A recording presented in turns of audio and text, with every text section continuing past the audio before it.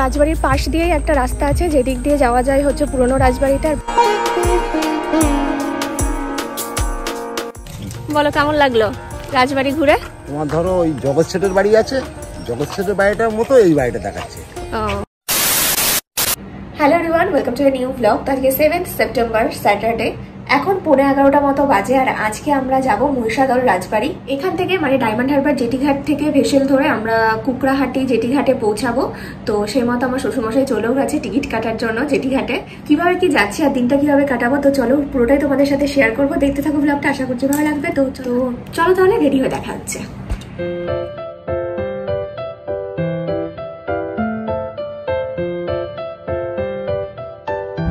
এদিকে টিকিটটা আমাদের কাটা হয়ে গেছিল, টিকিট কেটে বাবা আমাদের জন্য ওয়েট করছিল। তারপর আমরা এখানে কিউআর কোড স্ক্যান করে গেট দিয়ে ঢুকে গেলাম ভেতরে। তো এই ব্রিজটার উপর দিয়ে আমরা এগিয়ে যাচ্ছিলাম আর চারিদিকে এত সুন্দর রোদ ঝলমলে নীল আকাশ, সেই যেন জানিয়ে দিচ্ছে শরৎকাল এসে গেছে। তো আমরা ভেসেলে উঠে পড়লাম আর আমরা যেহেতু অনেকটাই লেট করে ফেলেছি যার কারণে বসার জায়গা তো পাইনি। ভেসেলে এই ফার্স্ট টাইম জার্নি করছি, তো খুব এক্সাইটেড তো লাগছিলই, কিন্তু তার সাথে এতটাই গরম লাগছিল যে অস্বস্তিকরও লাগছিল। তো 45 মিনিট মতো লাগলো আমাদের কুকড়াহাটিতে পৌঁছাতে।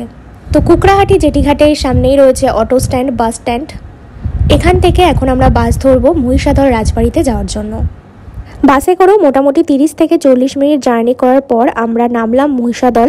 তবে মহিষাদল রাজবাড়ির সামনে যেতে গেলে এখান থেকে নিতে হবে টোটো। তো সেই মতো আমরা একটা টোটো বুকিং করে নিলাম। টোটো করে মোটামুটি 10 মিনিট যাওয়ার পর আমরা অ্যাট লাস্ট এসে পৌঁছালাম মহিষাদল রাজবাড়ির বড় গেটের সামনে। গরমের মধ্যে এতটা জার্নি করে আসার পর গেট দিয়ে ঢুকেই গাছপালা দিয়ে ছায়া ঘেরা এই জায়গাটা দেখে মনের মধ্যে যেন একটু শান্তি মিলল। তো সামনেই রয়েছে একটা টিকিট কাউন্টার। রাজবাড়ির ভেতরে ঢুকতে গেলে 20 টাকা দিয়ে টিকিট কাটতে হবে। তো আমরাও 3টে টিকিট কেটে নিলাম। তো এখানে দেখো লেখাই রয়েছে যে প্রতিদিনই খোলা থাকে আর সকাল 10টা থেকে বিকেল 5:30 পর্যন্ত। রাজবাড়িটা বাইরে থেকে দেখতে তো ভীষণই সুন্দর। তো চলো ভেতরে গিয়ে দেখা যাক দেখার কি আছে। তবে ভেতরে ঢোকার আগে রাজবাড়ির বাইরেটা আর চারপাশটা একবার ভালোভাবে দেখে নাও।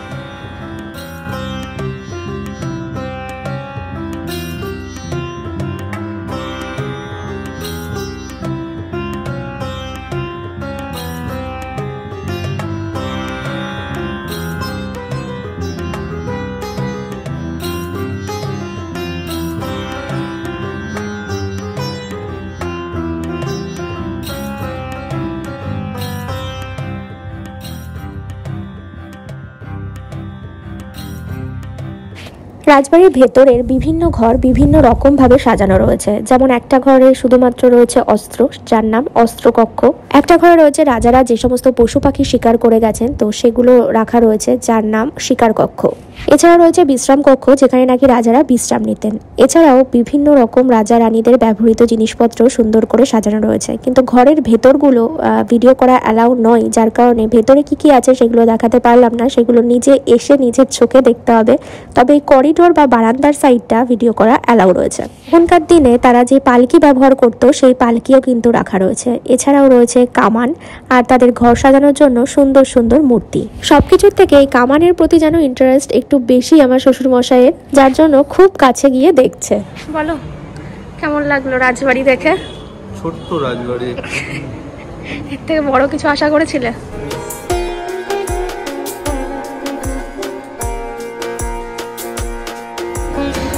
বিভিন্ন রকম কক্ষ রয়েছে এখানে, বিনোদন কক্ষ, অস্ত্র কক্ষ, তারপর শিকার কক্ষ। বাট মানে কক্ষর ভেতরে ঢুকে ভিডিও করাটা অ্যালাউ নেই, তো সেই জন্য বাইরে ভিডিও করা অ্যালাউ আছে। তো সেগুলোই। তো দেখো এখানে একটা চার্টের মাধ্যমে দেখিয়ে দেওয়া হয়েছে রাজার বংশধরদের মধ্যে যারা এখনো জীবিত রয়েছেন তারাই কিন্তু এই রাজবাড়ির দেখাশোনা করছে। তো এখানে রাজবাড়ি ক্যাম্পাসটার মধ্যেই রয়েছে একটা ক্যাফে, যার নাম রাজার হালে। তো ওখান থেকে আজকে লাঞ্চটা সারবো, তো সেই মতো আমরা খাবার দাবারও অর্ডার করে এসেছি।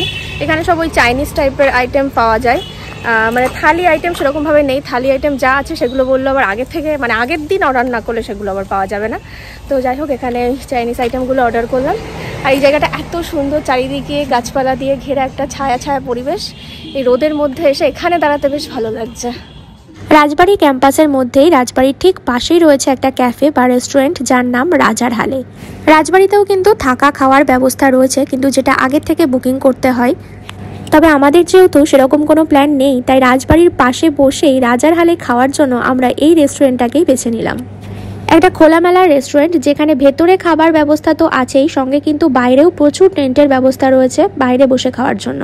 তবে এই জায়গাটা শীতকালের জন্য একদম ঠিকঠাক, তবে এই গরমের মধ্যে এই বাইরে বসে খাওয়াটা একদমই ঠিক না বলে আমাদের মনে হলো। তো আমরা সেই জন্য ভেতরেই এসিতে বসে খাবো বলে ঠিক করলাম। আর ভেতরের ডেকোরেশনটাও কিন্তু ভীষণ সুন্দর। তো খাবার অর্ডার করে অনেকক্ষণ ওয়েট করার পর শেষমেশ আমাদের খাবার এলো। নিয়েছিলাম ভাত, ডাল, সবজি, যেটা কিনা আমার শ্বশুরমশাইয়ের জন্য, আর আমাদের দুজনের জন্য নিয়েছিলাম মিক্সড ফ্রাইড রাইস আর সঙ্গে চিকেন।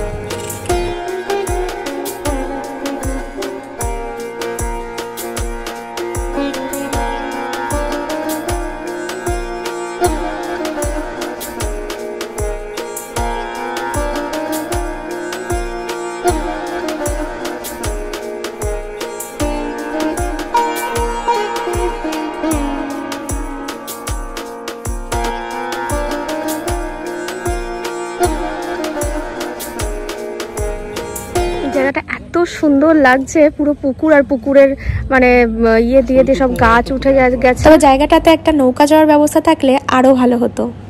ওয়েদারটা এত সুন্দর হয়ে গেছে হঠাৎ করে, আকাশটা এত পুরো মেঘলা আকাশ, মানে চারিদিকটা দেখতে এত সুন্দর লাগছে, ক্যামেরায় এটা জাস্টিস হচ্ছে না, কিন্তু নিজেদের চোখে অপূর্ব সুন্দর লাগছে। তো যাই হোক, খাওয়া দাওয়া শেষ করে আমরা রাজবাড়ির সামনে কটা ছবি তোলা হয়েছিল না, তখন ভীষণ রোদ ছিল, যার কারণে খাওয়া দাওয়া শেষ করে ওখানে রাজবাড়ির সামনে কটা ছবি তুলেছি। এবার আমরা যাচ্ছি পুরনো রাজবাড়িটার দিকে। তো রাজবাড়ির পাশ দিয়েই একটা রাস্তা আছে, যেদিক দিয়ে যাওয়া যায় পুরনো রাজবাড়িটা। আর পুরনো রাজবাড়িটা নাকি মোঘল আমলে তৈরি হয়েছিল, আর এখন যে নতুন রাজবাড়ি ওটা ব্রিটিশ আমলে তৈরি হয়েছে। তো এখানকার যিনি গার্ড তিনি আমাদেরকে বললেন। আর ওখানে একটা গোপালজিউর মন্দিরও রয়েছে, তো সেটাও আমরা দেখব।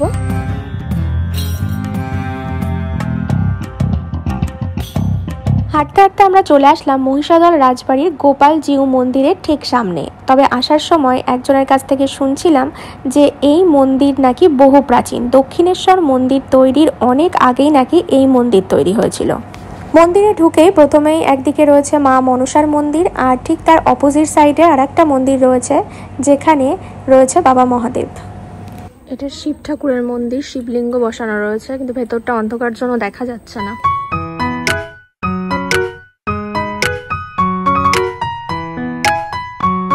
বাইরে মন্দিরের ভিডিও করলেও ভেতরে ঠাকুরের ভিডিও করা অ্যালাউ নেই। তবে এই বড় মন্দিরটার মধ্যে বসানো রয়েছে রাধা কৃষ্ণের সুন্দর বড় মূর্তি। এখানে একটা অরুণ আইসক্রিমের স্টল ছিল, তো সেখান থেকে আইসক্রিমটা নিলাম। অনেকদিন ধরে আমার ওয়াটারমেলন এই আইসক্রিমটা খাওয়ার শখ ছিল। তো এটাই হলো পুরনো রাজবাড়ি, যেখানে রিপেয়ারিং চলছে, আর সামনে এরকম গেট করা আছে, দেখার কিছু নেই, আর ভেতরে ঢোকাও যাবে না। এটা রাজবাড়ির দুর্গা প্রাঙ্গণ। এখানে দুর্গা পুজো এখনো কি হয় সেটা জানি না, হয় মনে হয় নিশ্চয়ই, হ্যাঁ হয়। আর এখানে এছাড়াও বিভিন্ন অনুষ্ঠানের জন্য জায়গাটা ভাড়া দেওয়া হয়।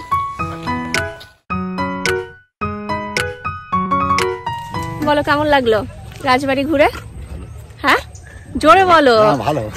আর কেমন? শুধু ভালো? হ্যাঁ, সব ঘোরা গেলই তো ভালো লেগেছে তো? হ্যাঁ। তোমার মুর্শিদাবাদ রাজবাড়ি ভালো লেগেছে নাকি এই মহিষাদল? না, মুর্শিদাবাদ আরো অনেক কিছু দেখার থাকে তো। মুর্শিদাবাদে অনেক কিছু দেখা যাচ্ছে। এখানে একটা এটা অ্যাকচুয়ালি একটা ছোট রাজবাড়ি বলা চলে, এটাকে জমিদার বাড়ি বলা চলে, তাই না? হ্যাঁ, মুর্শিদাবাদে তোমার ধরো ওই জগৎ শেঠের বাড়ি আছে, জগৎ শেঠের বাড়িটার মতো এই বাড়িটা দেখাচ্ছে। ওখানে মানসিংহের কাঠ বাংলা আছে, ওটা আমার বিশাল বড়, অনেক দিকে রয়েছে। তো এখান থেকে আমাদের সবকিছু দেখা হয়ে গেছে, রাজবাড়ি, পুরনো রাজবাড়ি, তারপর গোপালজিউ মন্দির সব দেখা হয়ে গেছে। এবার আমরা বাড়ির দিকে যাচ্ছি। হ্যাঁ, অনেকদিন পর আমরা তিনজন মিলে খুব সুন্দর একটা সময়, খুব সুন্দর একটা দিন কাটালাম। এবার আমাদের বাড়ি ফিরে যাওয়ার পালা। বেশ ভালো লেগেছে জায়গাটা। তবে শীতকালে এখানে ঘুরতে আসলে সব থেকে বেশি ভালো লাগবে। আমরা এই গরমের মধ্যে এসে একটু অস্বস্তিতে পড়েছিলাম বটেই, তবে এই শেষের দিকে মেঘ করে আসায় অনেকটা শান্তি পেয়েছিলাম। আসার সময় ছিল রোদ ঝলমলের নীল আকাশ, আর যাওয়ার সময় মেঘে ঢাকা কালো আকাশ। আকাশেরও যেমন ঠিক আমাদের মনের মতোই অবস্থা। যাওয়ার সময় খুব আনন্দ নিয়ে গেছিলাম, আর ফেরার সময় একটু মন খারাপ। তবে নিচের জল আর ওপরের আকাশ সব মিলিয়ে এত সুন্দর লাগছে যেন চোখ ফেরানোর মতো নয়। আসার সময় ভেসেলে আসতে পারলেও যাওয়ার সময় আর ভেসেলে যেতে পারলাম না, এই লঞ্চে করেই ফিরবো। তবে ভেসেলে যেতে পারলে এই ওয়েদারটা আরো সুন্দরভাবে উপভোগ করতে পারবো। চলো ব্লগটা তাহলে এখানেই শেষ করছি। কেমন লাগলো অবশ্যই কমেন্ট করে জানিও, ভালো লাগলে একটা লাইক করো। খুব শীঘ্রই দেখা হচ্ছে আবার নতুন একটা ব্লগ নিয়ে। ততক্ষণের জন্য তোমরা সবাই খুব ভালো থেকো, সুস্থ থেকো, টাটা বাই। আর হ্যাঁ, একদিনে ঘোরার জন্য শীতকালে এইরকম একটা রাজবাড়ির পরিবেশকে কিন্তু তোমরা বেছে নিতেই পারো।